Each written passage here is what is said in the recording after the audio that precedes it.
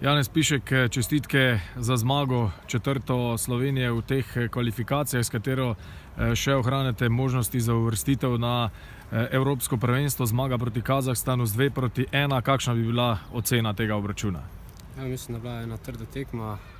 Povedali smo hitro, mislim, da bi mogli že prej dati drugi zadetek. Pa smo jih s tem zadetkom nekot vrnili v igro, si malo zakomplicirali stvari. Na koncu smo sreče zadeli in zmagali to tekmo. Reprezentanca bo zdaj šla za nekaj časa do oktobra v pozabo. Znova se posvečate klubski karieri.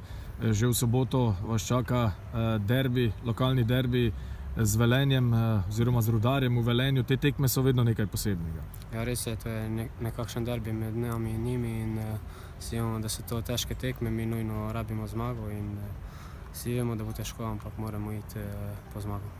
Ja, Celjani še vedno naskakujete, to prvo zmago je zdaj čas ob jezeru za kaj takšnega? Ja, res je, to zmago že res dolgo čakamo, že celo sezono. Zdaj, mislili smo, da bomo že prej dosegli, ampak moramo biti potrpežljivi in tudi ta zmaga bo prišla. Janez, najlepša hvala in veliko sreče že v Velenju. Hvala tudi vam.